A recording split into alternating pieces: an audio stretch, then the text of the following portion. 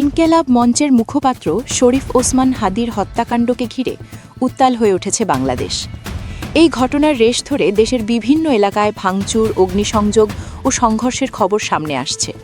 ক্রমেই অস্থির হয়ে ওঠা এই পরিস্থিতি নিয়ে উদ্বেগ বাড়ছে সাধারণ মানুষের পাশাপাশি সমাজের বিভিন্ন অঙ্গনের বিশিষ্টজনদের মধ্যেও।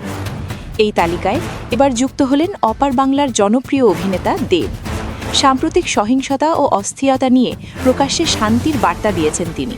প্রতিবেদনটির বিস্তারিত থাকছে আমাদের সঙ্গে। সম্প্রতি কলকাতার একটি সংবাদ মাধ্যমকে দেওয়া সাক্ষাৎকারে দেব বাংলাদেশ সহ গোটা উপমহাদেশের বর্তমান পরিস্থিতি নিয়ে নিজের উদ্বেগের কথা জানান।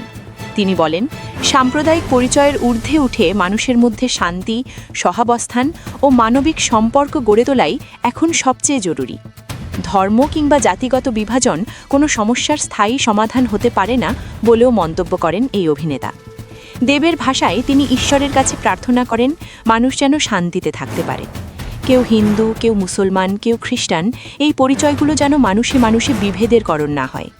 তার মতে বর্তমানে শুধু বাংলাদেশ নয়, সারা বিশ্বেই অস্থিরতা বেড়ে চলেছে। যুদ্ধ, সহিংসতা আর সংঘাতের জেরে সবচেয়ে বেশি ক্ষতিগ্রস্ত হচ্ছে সাধারণ মানুষ।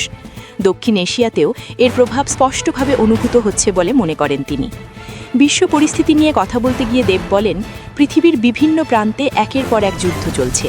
দেশের উন্নয়নের নামে বিপুল অর্থ অস্ত্র কেনায় ব্যয় করা হচ্ছে।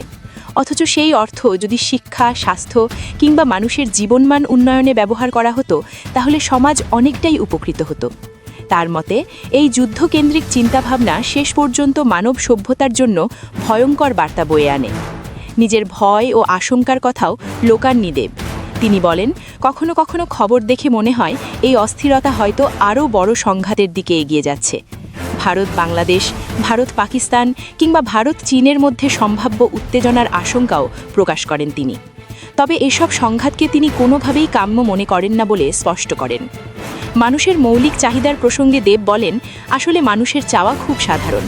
দুবেলার খাবার আর মাথার ওপর একটি নিরাপদ ছাদ, এর বেশি কিছু নয়। পরিবার ও প্রিয়জনদের নিরাপদ ও ভালো রাখাই হওয়া উচিত জীবনের প্রধান লক্ষ্য। এই সাধারণ চাহিদা পূরণের জন্য সহিংসতা বা হত্যার পথে যাওয়ার কোনো যুক্তি নেই বলেও মন্তব্য করেন এই অভিনেতা। সবশেষে দেবের বার্তা একটাই, শান্তি। সীমান্ত, ধর্ম কিংবা রাজনীতির বিভাজন ভুলে মানবিকতার পথে হাঁটার আহ্বান জানান তিনি। সহিংসতার বদলে সংলাপ, ঘৃণার বদলে সহমর্মিতা এবং যুদ্ধের বদলে শান্তি পারে এই অস্থির সময় থেকে মানুষকে মুক্তির পথ দেখাতে। এমনটাই মনে করেন এই অভিনেতা।